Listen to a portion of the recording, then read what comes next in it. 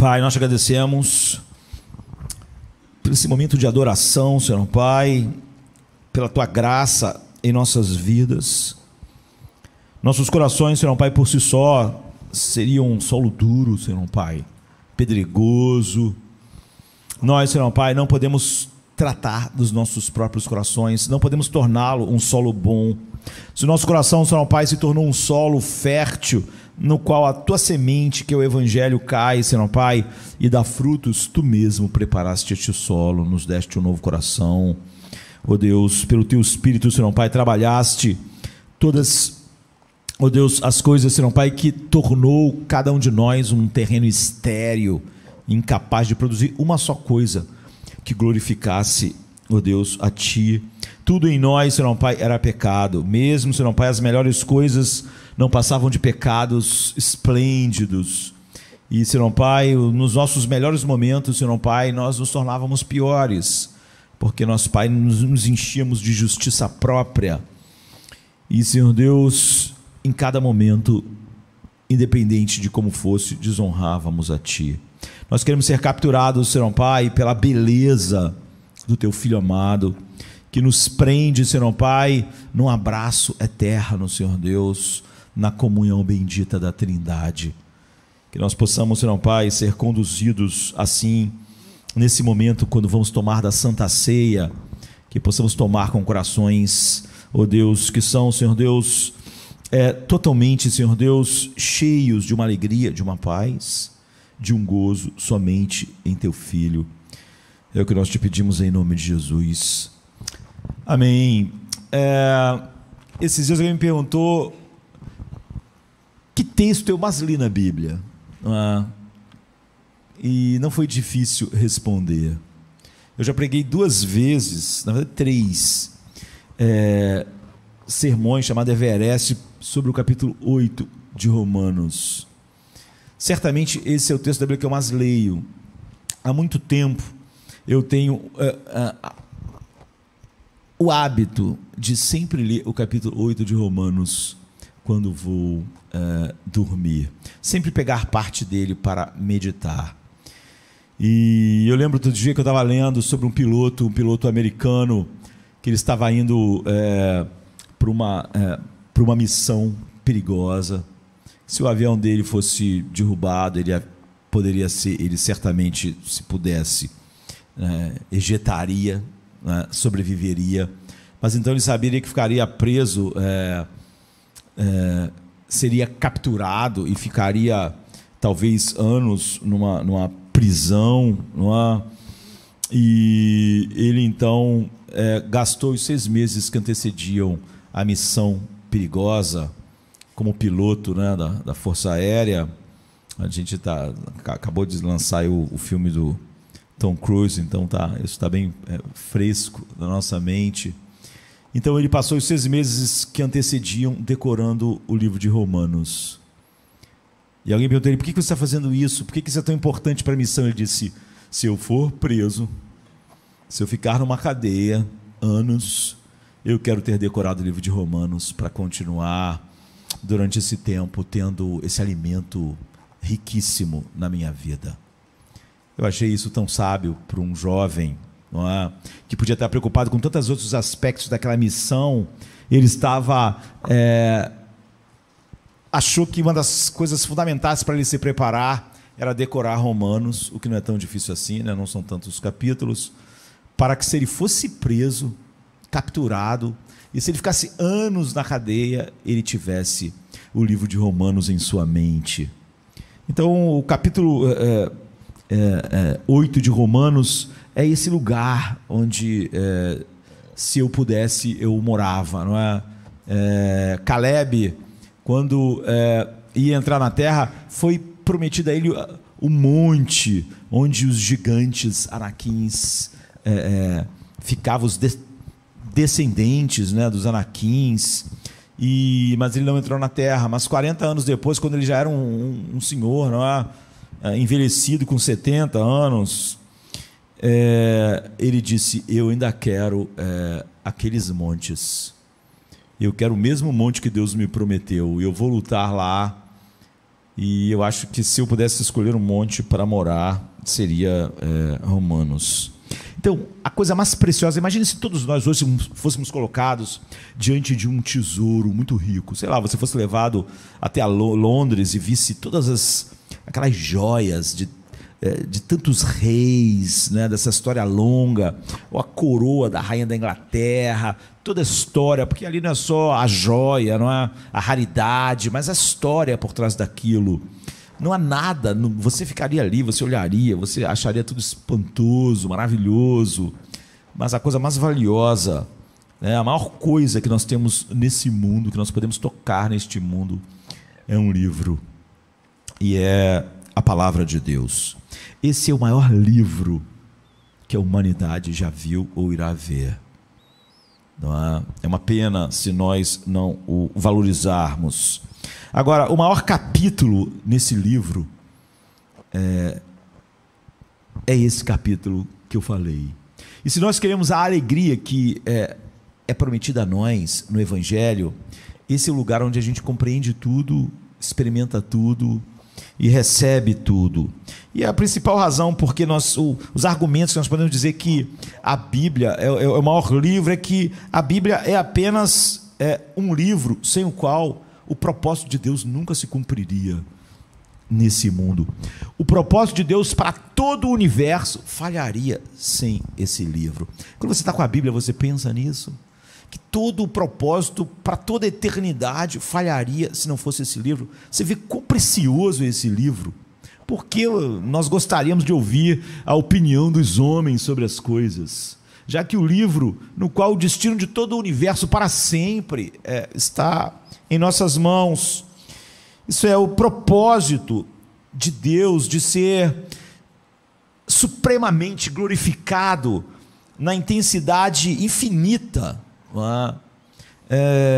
da alegria eterna do seu povo redimido em si mesmo, está totalmente ligado ao livro que nós temos, e nesse livro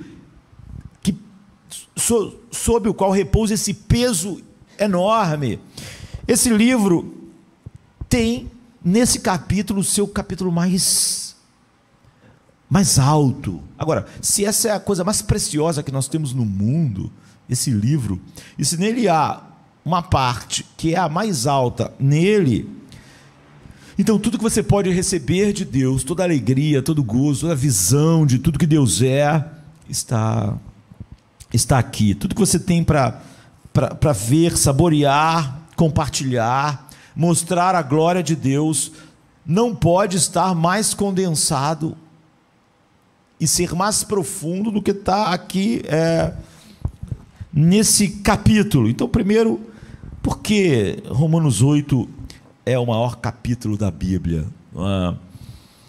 O capítulo de Romanos é tão denso, tudo na Bíblia é maravilhoso, mas esse capítulo é tão denso, ele é tão cheio de evangelho, ele é tão cheio de boas novas, porque o evangelho é notícia, o evangelho não é o que a gente faz, não é? Nem o que a gente vive, nós não podemos viver a notícia, nós não podemos fazer, notícia é algo que aconteceu e que chega a nós, e esse capítulo é tão cheio de boa notícia, boas novas, que são tão grandes, tão maravilhosas demais, tão vastamente superiores a todas as coisas que há nesse mundo.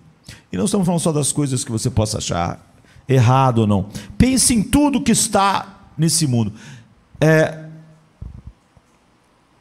Aqui em Romanos 8, e é por isso que eu leio ele, não como algo que eu ache necessário todo mundo fazer, ou eu achava que de alguma maneira teria um efeito, mas eu, sem querer, descobri que sempre eu estava em algum versículo dele no fim do dia, e isso acabou se tornando um hábito. Então, é tão vastamente superior a tudo que aconteceu ao meu dia, ou ao que vai acontecer no dia seguinte, que ele é como um refúgio, assim. Então, Sejam boas notícias sobre saúde. A notícia que eu tenho em Romanos 8 é melhor. Boas notícias sobre família. A notícia que eu tenho em Romanos 8 é melhor. Boas notícias da igreja, boas notícias de emprego, boas notícias da política, boas notícias sobre a saúde de maneira geral, não é? Boas notícias internacionais, boas notícias financeiras. Nenhuma dessas coisas se compara às notícias que eu tenho em Romanos 8. E é tão vastamente superior a todas essas coisas, todas as notícias, as melhores que eu poderia receber, ou que você pode, na terra, e elas são tão implacáveis que você mal pode sentir toda a força delas. Você vê, muita gente vai dormir feliz no final do dia porque aconteceu uma boa notícia financeira, de saúde e tal. Então, em Romanos 8, nós temos algo muito maior, boas notícias muito maiores do que todas essas que poderiam ou não acontecer em nossas vidas. Não é? E você pode pegar praticamente todos os versos e reafirmar no seu coração a boa notícia inefável, né? Indescritível. E, por exemplo, é isso que eu sugiro que você faça. Eu achei extremamente sábio aquele piloto que quis decorar Romanos.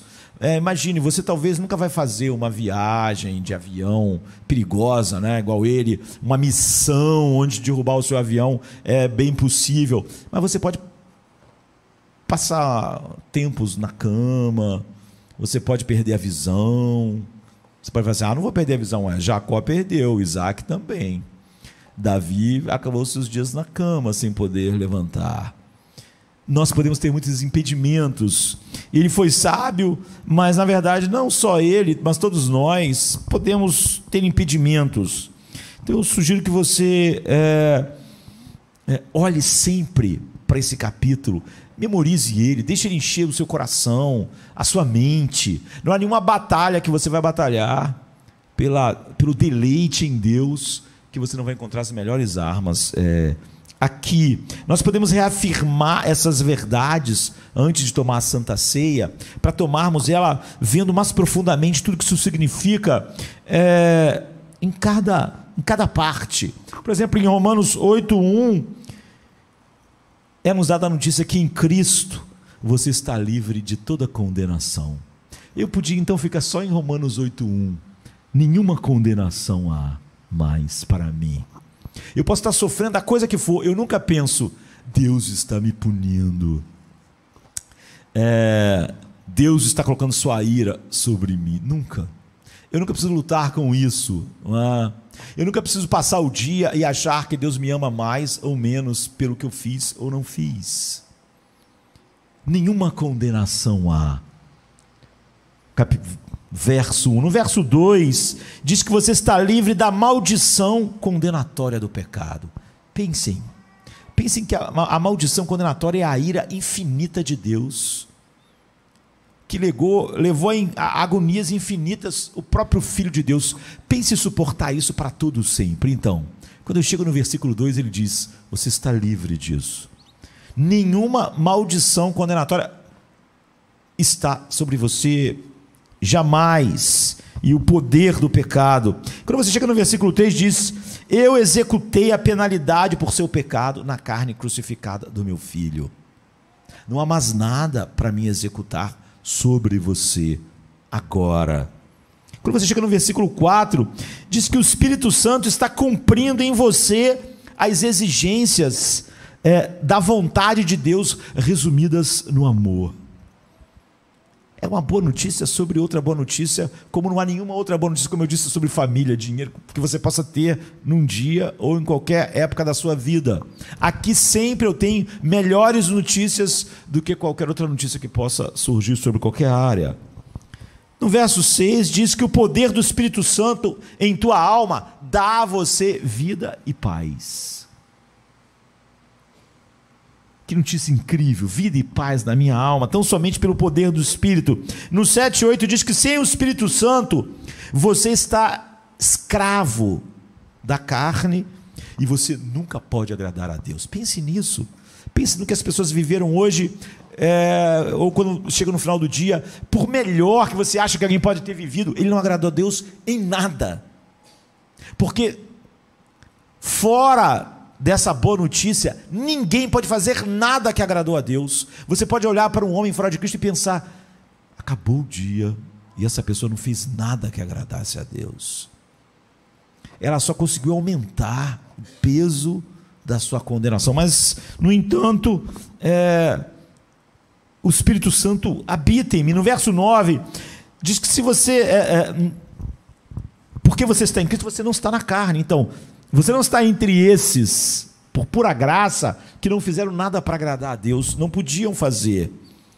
Porque ele diz que meu Espírito está em você, e você é propriedade do meu Filho. Nele, eu digo que tu é o meu Filho amado, em quem eu me comprazo.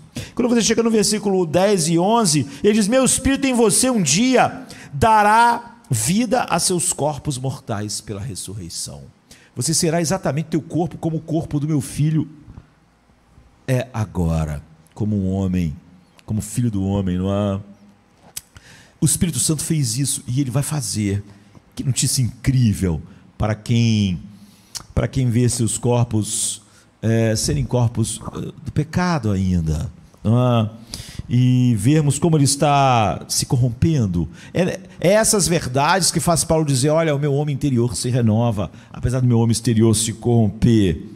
E no versículo 12, ele diz: olha, sua única dívida na vida é viver pelo poder do Espírito Santo, não pelo seu poder, não pelas suas capacidades. E no versículo 13, ele diz que esse poder é o único meio pelo qual você pode matar o pecado. Você não pode matar um pecado a não ser por esse meio. Esse é o horror do legalismo, não é? Você não pode matar um pecado. Você só pode mortificar um pecado que Jesus cancelou na cruz. Se Jesus não cancelou um pecado na cruz, então aquele pecado reina no homem, e ele não pode jamais mortificá-lo. No verso 14 diz que todos os que assim são guiados pelo Espírito para matar o pecado, porque eles foram cancelados, têm a evidência de que eles são filhos de Deus. No verso 15 diz que o meu Espírito residente é um espírito de adoção. Se ele está em você, você é meu filho para sempre. Não há nada que possa tirá-lo de você, ou tirar o meu filho da minha direita. Portanto, não há nada que possa te afastar de mim. No verso 15 ele diz: esse espírito residente de adoção, ele desperta em teu coração um clamor que não é intelectual, mas vem das entranhas das suas afeições. E esse clamor é: Abba, Pai. Você realmente tem em seu coração os deleites de saber que você é meu filho.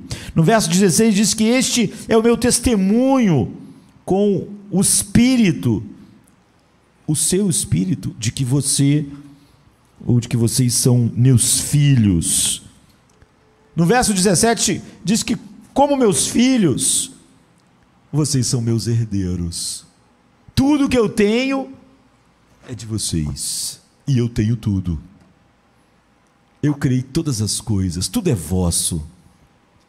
E vocês vão compartilhar a minha glória, depois de uma vida de gemidos neste mundo, mas vida que vocês viveram no deleite da minha presença contínua. E no versículo 18 diz: esse gemido, eles são incomparáveis com a glória que eu revelarei em vocês. Eu não digo, são as maiores notícias. Não há nada que aconteceu no dia, família, emprego, saúde, não há notícia. Você pode pensar melhor que se compare a uma dessas notícias. No verso 19, toda a criação está quebrada, né? A gente vê isso o tempo todo, todo o universo, os animais, a natureza, está tudo quebrado por causa do pecado. E essa criação quebrada espera receber sua glorificação só depois que vocês receberem a de vocês. Ou seja, nada será consertado enquanto não fizer vocês perfeitos. E aí, através disso, toda a criação será abençoada. Então eu posso estar no meu quarto, no fim do dia, pensando em como todo o universo será glorificado quando eu for glorificado. quando ele fizer isso. E aí você chega no versículo 20, ele diz: eu sujeitei a criação à futilidade presente com um propósito cheio de esperança. Não fiz isso sem um propósito. E no 21, um dia então, toda essa criação vai alcançar a própria liberdade. E que liberdade será essa? Será a glória dos filhos de Deus.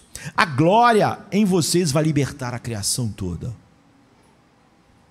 em todo o universo. E no 22, é como se toda a criação estivesse sobrecarregada com trabalhos de parto, esperando vocês, esperando o que eu estou fazendo em vocês. Tudo vai esperar até eu terminar com vocês. Nada é prioritário em todo o universo até que eu termine o que estou fazendo em vocês. E no 23 ele diz que até mesmo os seguidores do meu Filho amado, habitados pelo Espírito Santo, então, eles gemem em seus corpos envelhecidos e cheios de doenças, com as mesmas dores de parto esperançosa, enquanto vocês aguardam a plenitude dos privilégios que já são de vocês em meu Filho, a ressurreição dos vossos corpos glorificados. No versículo 24 e 25 ele diz que uma vez que você está salvo, não totalmente já, ou seja, há um salvo para sempre, em que nunca mais o que ele começou pode terminar, já que a vida que está em você é eterna, mas é óbvio, o seu corpo não foi glorificado ainda, ainda não, mas você tem uma esperança tão grande que esse ainda não faz diferença. Você espera em meio a todos os sofrimentos, porque você já está salvo em esperança. Você ganhou um coração para contemplar essas coisas em Cristo, que são incomparáveis com o que você enfrentar no mundo, de tal maneira que você pode enfrentar qualquer coisa. Você está capacitado. E no 26, quando você não sabe orar neste mundo, que promessa incrível, não é? Eu disse que só tem boas notícias aqui. Quando você não sabe orar nesse mundo, não é? Em seus sofrimentos, em suas grandes necessidades, o Espírito Santo está orando em vocês com gemidos inexprimíveis. Ele sabe exatamente o que vocês precisam. Nenhuma oração de vocês, por mais que vocês não saibam o que é melhor, chega a mim confusa. As orações chegam perfeitas, porque o Espírito que está em vocês, ele intercede, ele sabe. E no 27, ele diz que eu nunca confundi o significado do meu espírito. Ou seja, nunca o meu espírito fez uma oração a partir de você, que eu não atendi, porque ele sabe exatamente o que você precisa e exatamente o que eu quero. Todas as orações do Espírito Santo na sua vida, todos os dias, estão sendo atendidas. Não é maravilhoso? Às vezes a pessoa diz assim: pastor, ore por mim, porque nós queremos que os irmãos orem por nós. Maravilhoso, mas eles podem não saber muito bem o que é melhor para nós. Mas às vezes nós nos sentimos consolados: o irmão está orando por mim, a igreja está orando por mim. Mas há pessoas que perdem o fato de que o Espírito Santo dentro de nós está intercedendo por nós, sabendo exatamente o que a gente precisa. E melhor do que isso, Deus Pai vai ouvir inexoravelmente o que ele ora. Que boa notícia! Isso vai matando medos, ansiedades, falta de paz, como eu disse, e gerando alegria. No 28, ele diz: mas uma coisa vocês sabem, eu faço tudo cooperar para o bem de vocês. Cada átomo do universo, eu estou operando não para o bem do universo, mas para o bem de vocês. Todas as coisas vão cooperar para o bem de vocês. Você pode imaginar um capítulo da Bíblia mais cheio de boas notícias, mais grávido de tudo que gera em nós paz, alegria, gozo? Nós não podemos nos afastar nem um pouco disso. E no verso 29 ele diz: desde a eternidade eu te conheci, e desde a eternidade eu te escolhi, e eu te destinei infalivelmente para que a sua vida engrandecesse o meu Filho e manifestasse a sua glória para sempre. infalivelmente, tornando ele o grande primogênito entre todos vocês. Ele que é o meu filho único. Não é? E quando ele chega no versículo 30, ele diz: eu forjei na eternidade elos inquebráveis, uma corrente. Os que dantes conhecia, a esses eu predestinei. Os que eu predestinei, eu chamei. E os que eu chamei, eu justifiquei. E os todos que eu justifiquei, eu glorifiquei. Deus está dizendo para nós no versículo 30: eu criei na eternidade elos inquebráveis de uma corrente que você nunca poderá, ela nunca poderá se quebrar em nenhum momento. Aquele piloto, ele decorou Romanos todo, mas você vê, se ele tivesse só Romanos 8, ele poderia viver muitos anos em paz na cadeia.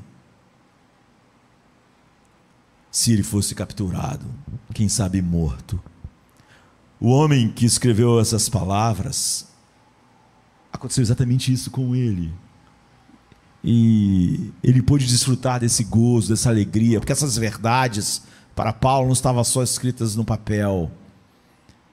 Como filho de Deus, estava escrito em seu próprio coração, em sua mente. Quando chega no 31, diz que, olha, eu sou para você de maneira manifesta, eu me coloco de maneira manifesta do seu lado, e se eu sou por você, quem será contra você? Se eu, o Deus eterno, sou por você, quem pode se levantar contra? Todas as outras coisas existem em mim, respiram em mim, como é que elas podem se levantar contra você? Ninguém pode se opor a você com sucesso. É óbvio que muitos podem se opor a você, Satanás se opõe a você, o mundo se opõe a você, a carne se opõe a você, mas ninguém pode ter sucesso ao se opor a você.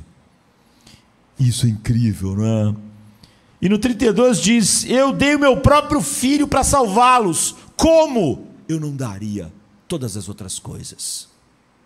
Se havia uma coisa que brecasse o que Deus queria fazer, o maior impedimento da nossa salvação não é o pecado.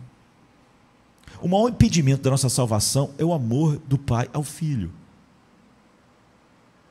Agora, se ele conseguiu pegar o objeto infinito do seu amor e levá-lo até uma cruz, ele está dizendo: se eu já dei o meu filho, o que eu negaria? O que seria difícil? A única coisa difícil para mim já foi feita. Eu tive que colocar meu filho debaixo da minha própria ira e abandoná-lo. Como eu não darei contigo todas as coisas? Só esse verso dissipa todos os medos e dúvidas no coração para sempre. É a lógica de Deus. Eu dei meu próprio filho para salvá-los, e assim, com um ato mais difícil, que já está no passado, como no futuro, eu negaria alguma coisa, ou eu não cumpriria tudo para o seu bem. Quando você chega no 33, ele diz: quando eu, o juiz do universo, digo que você é justo, quem tentará uma acusação contra você? Quem pode sequer te acusar, se eu, o único juiz, disse que você é justo? Quem tentará acusação contra os escolhidos de Deus? É Deus quem o justifica. Mas mais do que isso, para essa vindicação, eu como juiz do universo, no qual digo que você é justo, ninguém pode então levantar uma acusação. Ainda há vindicação, porque Cristo que morreu e ressuscitou, reina, e Ele intercede por vocês à minha direita. Não com palavras, é a presença dEle lá. O fato de Jesus estar à direita de Deus, quer dizer o quê? Quer dizer que Ele já pagou o nosso inferno. Porque se Ele não tivesse pago, Ele estaria na sepultura. Ele ressuscitou. O fato dele estar em pé lá é a garantia de que todos os que o Pai deu a Ele terão que estar. Agora pense nisso. O capítulo disse que o Espírito Santo intercede em nós, e que todas as suas intercessões são ouvidas. Agora ele está dizendo que a segunda pessoa da Santíssima Trindade intercede por nós à sua direita. Você pode querer que as pessoas orem por você, mas você nunca vai ter intercessores como esses. Eu acho que a coisa mais amorosa que alguém pode fazer por mim é orar por mim. Mas, se eu soubesse que o mundo inteiro, ninguém estava orando por mim, ainda assim, eu teria intercessão suficiente para a minha paz sem fim. O Espírito Santo intercede em mim. E a terceira pessoa da Santíssima Trindade e a segunda pessoa da Santíssima Trindade intercede por mim à direita do Pai. E no verso 35, portanto, nada pode separar você do amor de Cristo. Nada. Não fique com medo. Aqui não está dizendo que que o Filho de Deus, como as pessoas usam esse texto de maneira horrível, errada, né? Herética, até no meio reformado às vezes, que quer dizer que o cara pode viver uma vida de pecado, adultério, que nada separa ele do amor de Cristo. Abraão não está dizendo isso. Sem felicidade em Deus, sem nada com Deus, mas ele não separa do amor de Cristo. Não é isso que diz. Está dizendo que, na verdade, nada separa do amor de Deus. Paulo cita o que é. Ele diz: tribulação. Quando você estiver muito angustiado, isso não pode tirar de você. O Espírito está dentro de você. Você ainda vai sentir gozo em mim. Você ainda vai ter. Isso não vai vencer você. Não é isso vai vencer você, mas você vai estar salvo assim mesmo. Não é isso que o texto diz. Portanto, nada pode separar você do amor de Cristo. Nem a tribulação, nem a angústia, nem a perseguição, nem a fome, nem a nudez, e nem quando eles te assassinarem. O fato do meu Espírito estar em vocês garantirá que vocês serão firmes. Você, o verso 36 diz, pode ser morto como uma ovelha. Paulo diz, nós somos entregues à morte todos os dias. Ou seja, ele vivia sempre com a espada no pescoço. De fato, em algum lugar desse mundo, isso está sempre acontecendo, mas não tem importância. Não há. No 37 ele diz, não, mesmo em sua matança, mesmo em seu assassinato em massa, ou em qualquer outra morte, você pode morrer preso numa cruz, decapitado como Paulo, você pode morrer cheio de tubos numa UTI, não importa. Sua perda se torna seu ganho e seus inimigos se tornam seus servos. E no 38, 39 diz, portanto, você pode ter absoluta certeza, tudo é boa notícia aqui, são as melhores, como eu disse, nenhuma boa notícia sobre família, sobre emprego, sobre saúde, sequer chega perto das notícias que eu tenho em Romanos 8. Portanto, você pode ter certeza, diz o 38, 39, como você pode ter certeza que nem a morte, nada que a morte possa fazer, nem nada que a vida possa fazer, nem os anjos, nem os demônios, nem os principados, nem as coisas que estão acontecendo hoje, nem as coisas que vão acontecer amanhã, nem qualquer outra coisa na criação poderá separar você do amor de Deus que está em Cristo. Você vê, porque o que me liga a Deus não é o meu amor. Esse meu amor, ele tem uma alimentação infalível, mas não pode nos separar do amor de Deus que está em Cristo, não em mim. Então, alguns de vocês são mais velhos, alguns mais novos. Eu disse ontem que a pessoa que me segurou me chamou de tio, já estou no outro time, mas eu oro para que você tenha sempre Romanos 8 diante de você. Isso vai ser suficiente para qualquer coisa, em qualquer momento, em qualquer lugar, em qualquer morte, para você ter paz, alegria, gozo. E o ideal é que vocês, quando chegarem aos 53, igual a mim, e 70, 80, enfim, você se lembrar, olha, eu participei de uma santa ceia, onde foi colocado diante de mim o Everest final, que o capítulo 8 de Romanos com promessas que são incomparáveis com qualquer coisa que possa acontecer. e tudo está ali, naquele mesmo lugar, e Deus me encontrou de uma maneira incomum, e me encontra de uma maneira incomum neste capítulo, e eu quero guardá-lo como aquele piloto na minha mente, quem sabe memorizá-lo. Não há nada que eu vou enfrentar que esse capítulo simplesmente não engula facilmente e digira. E que você ainda possa recitar quando estiver morrendo, que possa estar na sua mente. Você pode pensar: pastor, isso está falando meio mórbido. Como Jesus morreu? Jesus morreu citando o Salmo 22.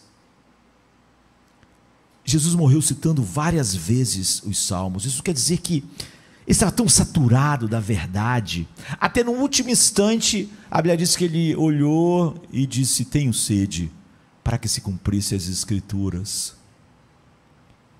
Que nós sejamos tão saturados de toda a Bíblia e de Romanos 8, que é essa condensação inacreditável de boas notícias, para que quando você estiver nos seus últimos momentos, na UTI, em casa, não sei aonde, às vezes a morte, tem gente que fala que quer morrer como um passarinho, não sei como os passarinhos morrem, mas Paulo vai ser decapitado, você viu Jacó morrendo velhinho, cego, não importa, que a sua mente, coração como a deles, seja cheia disso, não é?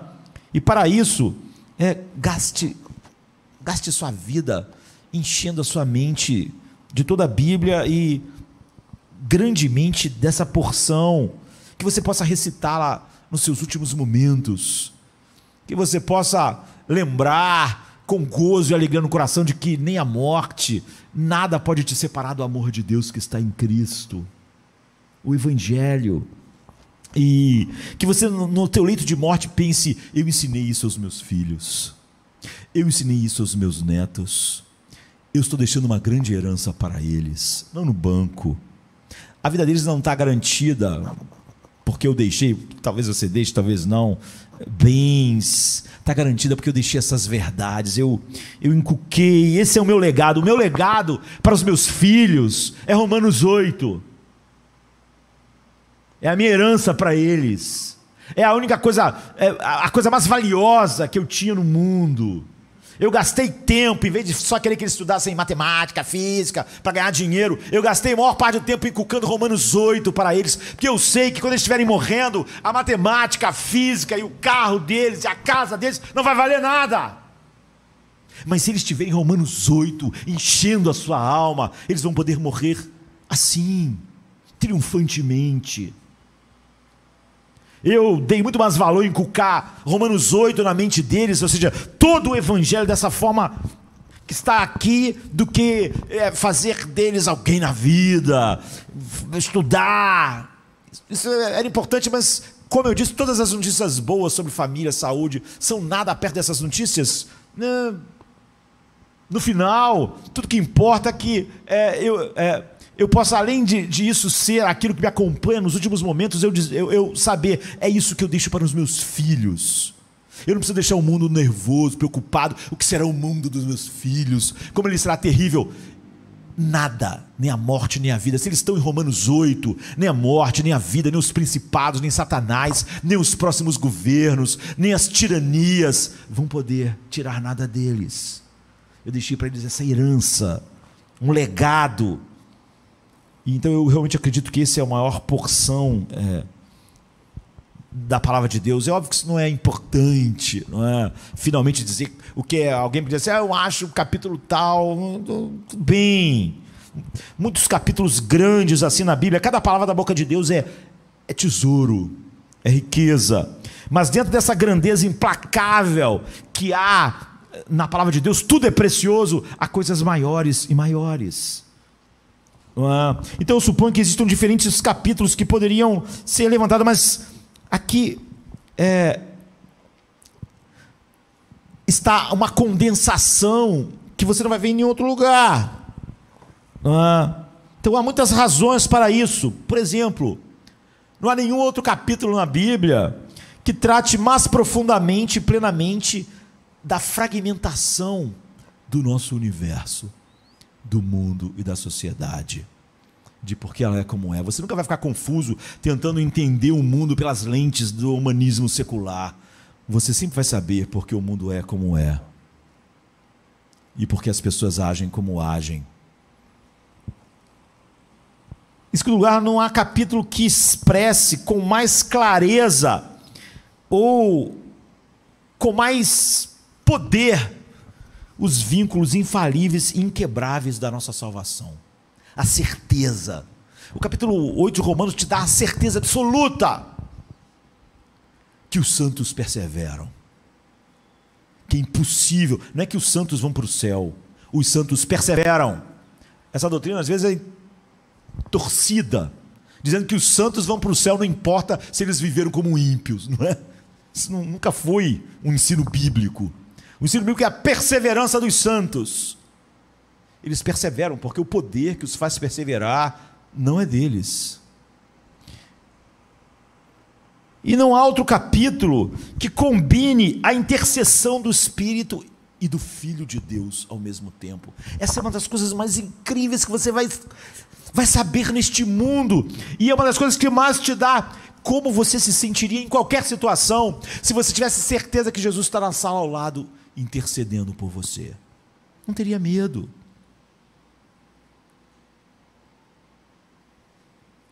E por que então a gente perde isso?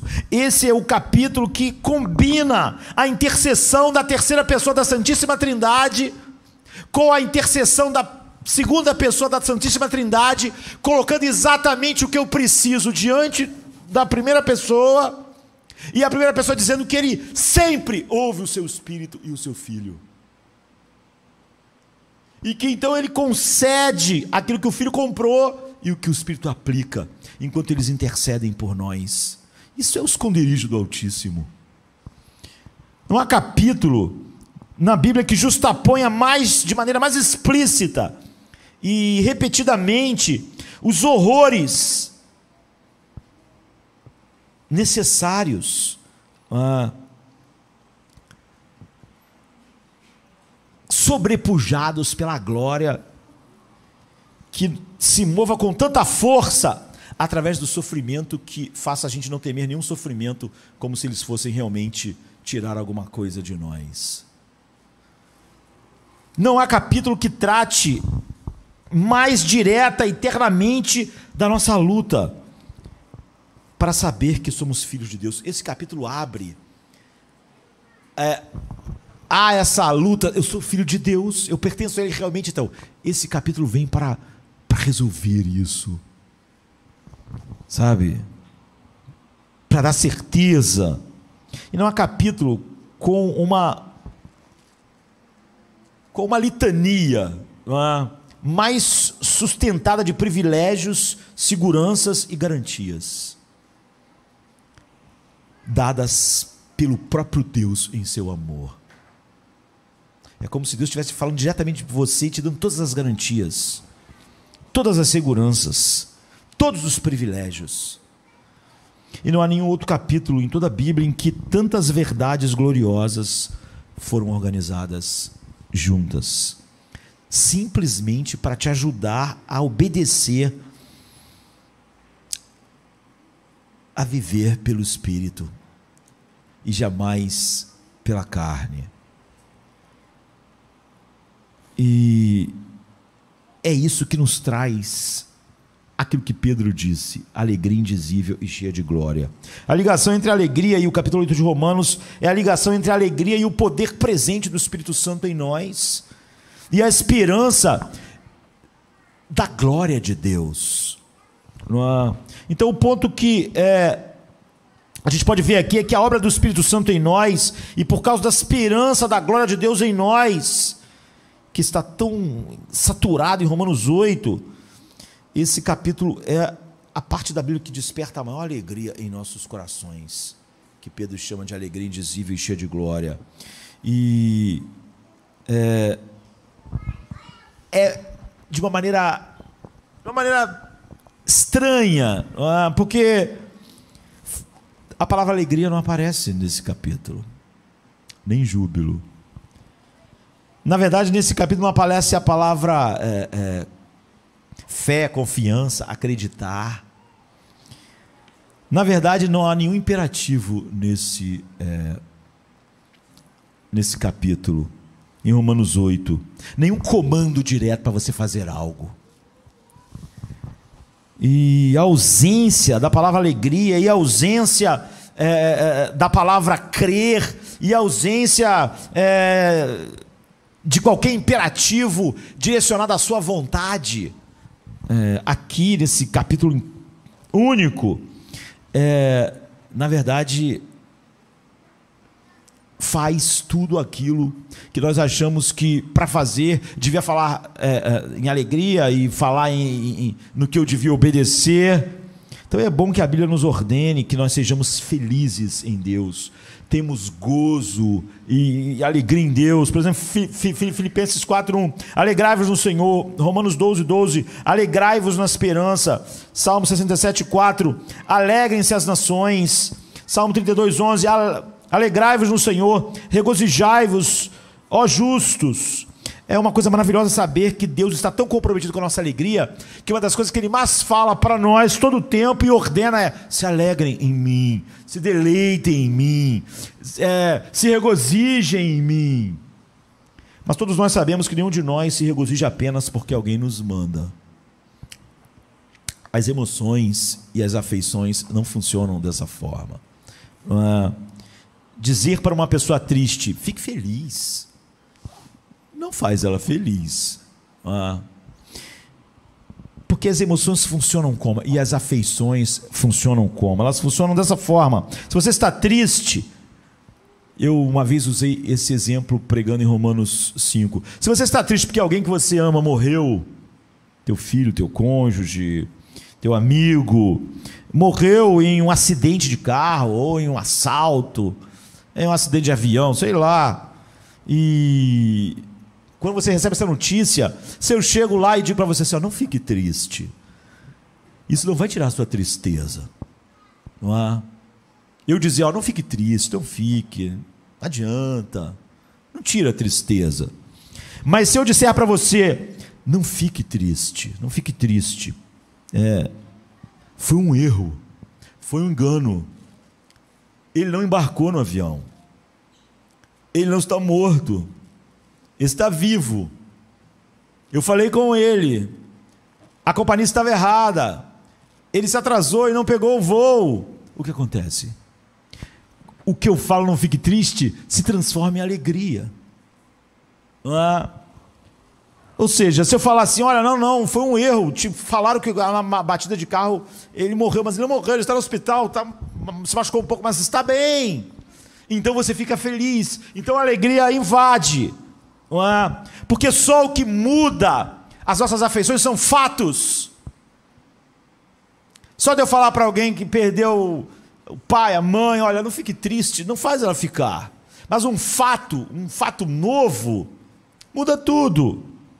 A verdade muda as emoções. Os fatos mudam as emoções. A verdade muda as afeições. Fatos mudam nossas afeições. E é claro que nem todos os fatos mudam as nossas afeições.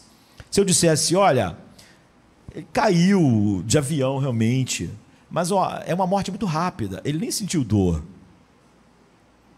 Isso não deixa alguém feliz. Às vezes as pessoas tentam consolar as pessoas assim, pelo menos ele não sofreu. É um fato. Mas não me deixa feliz. Eu não vou ficar cheio de júbilo porque ele não sofreu. Nem todos os fatos mudam, mas grandes e gloriosos fatos mudam as nossas afeições. O fato de que a Segunda Guerra Mundial acabou fez as pessoas se abraçarem nas ruas, festejarem, era um grande fato. Mas mesmo quando acontecem fatos, e eles são ótimos, eles ainda podem não mudar nossas afeições. Em 1960 e pouco, acharam o último soldado japonês numa das ilhas do Pacífico, e ele estava lá nas trincheiras. A guerra tinha acabado há mais de 20 anos, mas ele não sabia, não é? E quando avisaram ele não queria acreditar. Tu está me enganando, vai te matar, seu inimigo. Não é? Ou seja, esses grandes fatos de Romanos 8, se você não acreditar neles de verdade, não vão mudar. Você não tem alegria. Não é porque eles não são fatos. Se eu disser, foi um erro, olha, seu amigo não está morto, ele está no hospital e vai ficar bem. E você disser, olha, você está dizendo isso só para me sentir melhor. Eu recebi a notícia, eu já sei que ele morreu. Então você vai continuar triste, mesmo aquele fato sendo maravilhoso e verdadeiro. Como dizer para aquele homem, a guerra acabou, você não precisa continuar, você está 20 anos na floresta, mas não existe mais a guerra. Não, você está me enganando, não é? A guerra não acabou, a guerra acabou. Se você não acredita no fato, então ele não muda.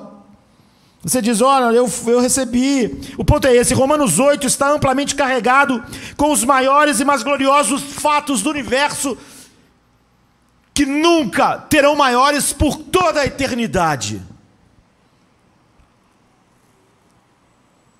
Os fatos que podem despertar a maior alegria, que faz você ser entregue à morte todos os dias e ainda estar cheio de alegria, de escrever cartas de uma cadeia imunda, cheio de alegria. E isso não é um obstáculo ao seu poder de despertar alegria, porque são fatos, não são comandos, são notícias. Nesse capítulo não tem algo para você fazer, está dando as notícias do que Deus fez. Tudo decisivo e final. Agora, nós só vamos ver a glória dos fatos e acreditar neles se nossas almas foram regeneradas pelo Espírito Santo. Senão você sempre vai achar que uma boa notícia sobre sua família será maior do que as notícias que estão aqui. Então você vai experimentar a miséria de que essas boas notícias não podem te sustentar com uma alegria agora e nem no fim da sua vida. Então esse capítulo deixa claro que em minha carne eu não posso ver, não posso saborear ou receber esses fatos gloriosos. Esses fatos gloriosos. A nossa carne, ela é inimizade contra Deus. Você não pode aprender essas coisas assim. Algo mais profundo que minha fé é decisivo. E é por isso que o Espírito Santo, esse capítulo, é o capítulo cheio do Espírito Santo. Porque só quem está sendo habitado pelo Espírito Santo enxergará todas essas coisas como fatos. Hoje as pessoas falam muito sobre avivamento, o Espírito Santo, mas elas estão tão longe de Romanos 8 que não estão falando isso. Estão falando de algumas experiências místicas. E se você não saborear essas como doces e sentir essa alegria quando traz à sua mente, se quando o seu amigo que sobreviveu no hospital não morreu, se esses fatos não aumentam a sua alegria, a resposta é que você está morto. Se a verdade é que o Espírito Santo intercede por você, que Cristo está à direita, que nenhum mal, nenhuma acusação pode ser feita contra você, que Deus está operando todas as coisas para o bem, que Ele te elegeu, predestinou, chamou. Se nada disso te produz alegria, a única explicação é que você está morto. E é por isso que o Espírito Santo é decisivo, porque sua operação é absolutamente necessária para que haja alegria em resposta aos fatos de Romanos 8. Deve haver fatos. Eles precisam ser fatos, né? Verdadeiros e gloriosos. E nós devemos ver e acreditar neles e recebê-los como gloriosos. Mas nenhum homem na carne pode fazer isso. Então a palavra Espírito refere-se ao Espírito Santo 30 vezes no livro de Romanos. 30 vezes o Espírito Santo aparece no livro de Romanos. 20 são no capítulo 8. Deus está dizendo, você não pode experimentar nada disso sem o meu Espírito. Não é a sua decisão, não tem nenhuma ordem aqui, creia, faça isso, faça aquilo. Só o Espírito Santo pode produzir esse crer, esse ver, esse se deleitar com esses fatos. Então, num livro maravilhoso, em que o Espírito Santo aparece 30 vezes, 20 vezes é nesse capítulo. Por quê? Porque o capítulo com a descrição mais sustentada dos fatos que produzem a maior alegria no coração do homem e dão esperança para o homem passar por todas as coisas, descansando e desfrutando Deus, porque ele começa com todo o seu foco no Espírito Santo, não é? E nós temos que encerrar para cearmos e terminarmos. Há pistas aqui, não é? Em Romanos 5,5 diz: a esperança não nos envergonha, porque o amor de Deus foi derramado em nossos corações. Como? Por causa das nossas mentes? Porque eu usei o meu livre-arbítrio? Porque eu sou mais esperto do que aqueles que se perdem? A esperança que eu tenho, invencível, de Romanos 8, não me envergonha, porque o amor de Deus foi derramado em meu coração por algo que eu fiz, pelo Espírito Santo que lhes foi dado. Ao me regenerar, todas essas coisas vieram. O Espírito Santo fez tudo. Em outras palavras, a verdadeira emoção da esperança da glória é despertada e sustentada pelo sentimento dado pelo Espírito Santo de ser amado por Deus.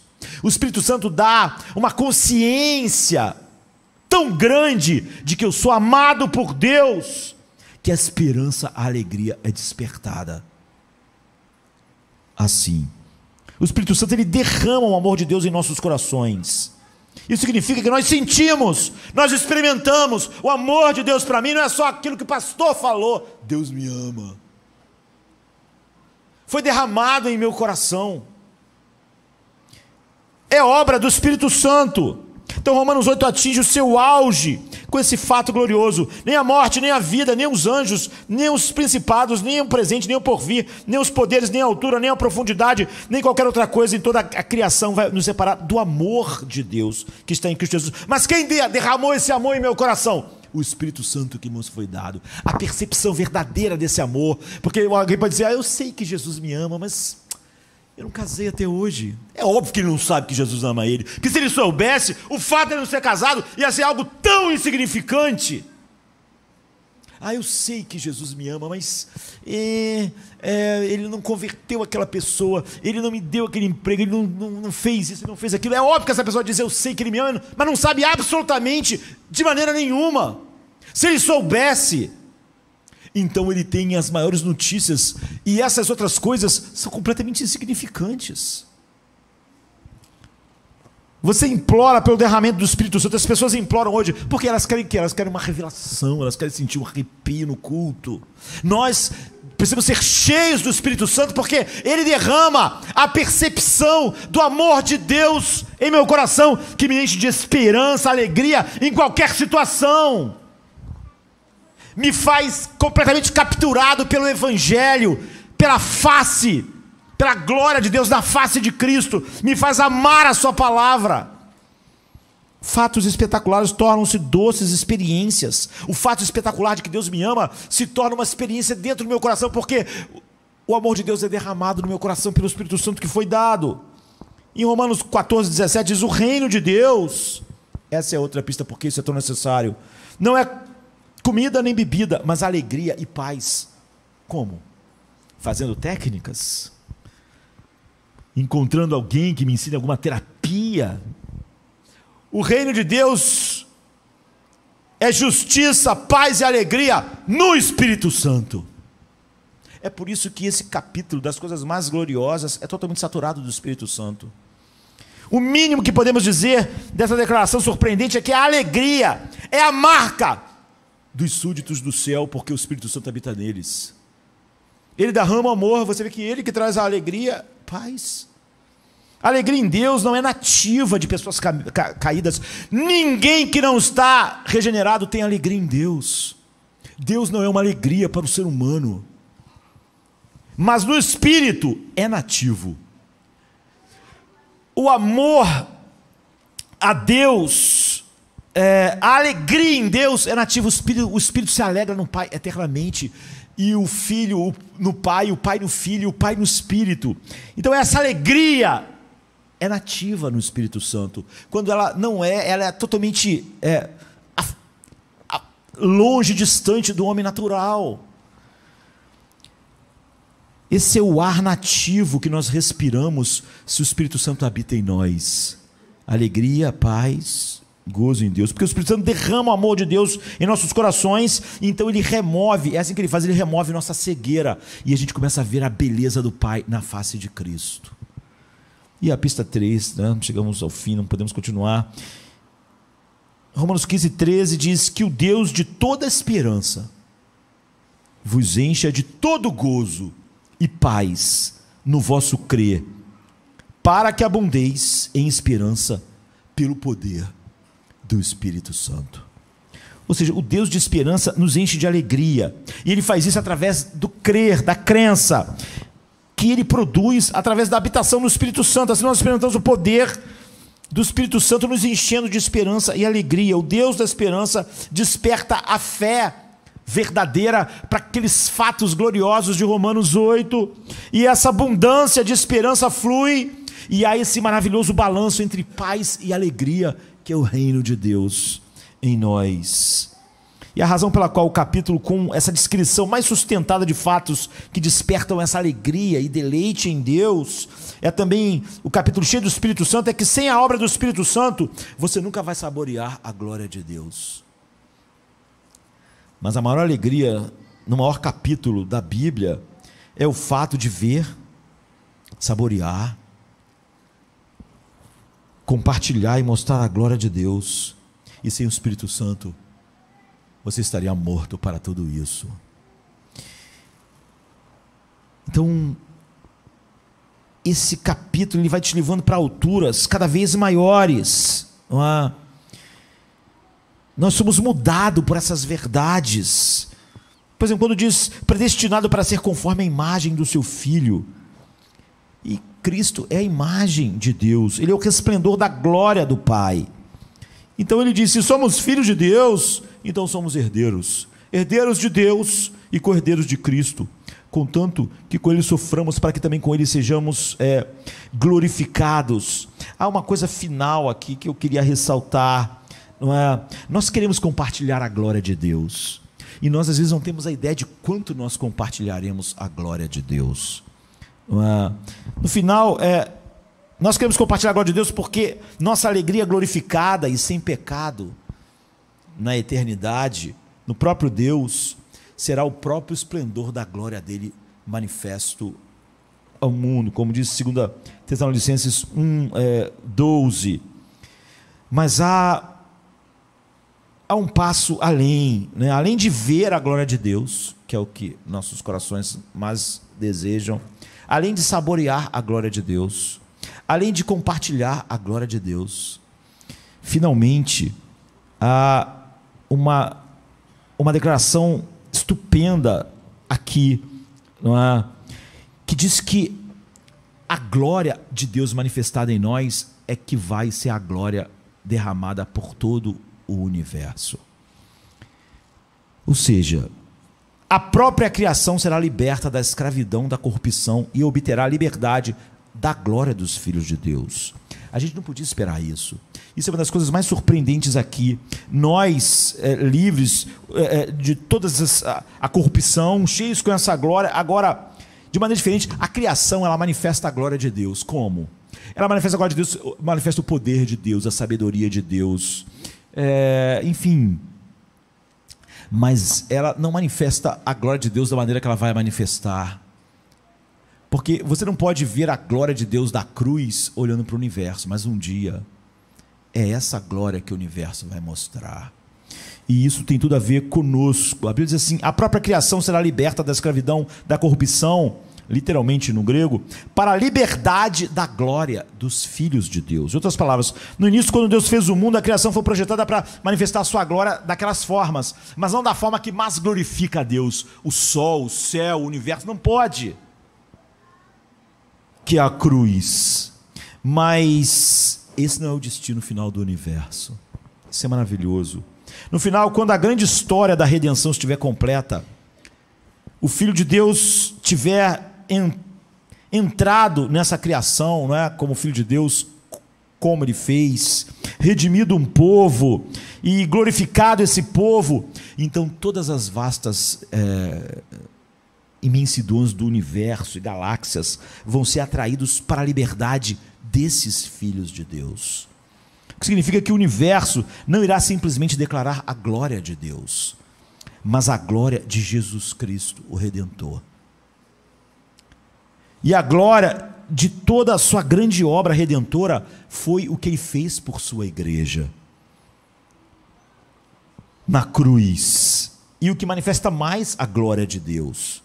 Então a maior alegria concebível não será ver apenas a glória de Deus, é óbvio que será, e não apenas saborear a glória de Deus, e não apenas compartilhar dessa glória de Deus, como nós vamos ser feito a imagem de Cristo, que é a glória de Deus, mas finalmente a exibição sem fim da glória de Deus como nossa própria glorificação.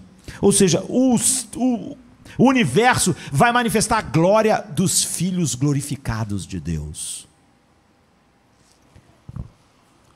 Ou seja, isso é incrível. A glória da igreja é que vai se espalhar por todo o universo e que vai fazer ele glorioso como ele não era antes, porque agora os céus vão manifestar a glória do Cordeiro que foi morto, ao manifestar a glória daqueles que ele fez participantes da sua glória. Apenas pense nisso. As galáxias, tudo vai ser consertado a partir da glória dos filhos de Deus. Primeiro eles vão ser glorificados, e a glória a partir deles vai tocar todas as coisas que existem. Então a glória de todas as coisas consertadas na eternidade, no mundo perfeito, é a glória que fluiu da glorificação dos filhos de Deus. Todo o universo, então, por fim, será consertado e vai manifestar a glória do que Cristo fez em nós, por nós. Esse é o capítulo que deve alimentar nossas almas, nos faz compreender coisas mais profundas do que qualquer outro lugar e tomarmos da Santa Ceia dessa forma. Guarde esse tesouro como a coisa mais importante que você vai ver neste mundo e na eternidade. Vamos ficar de pé.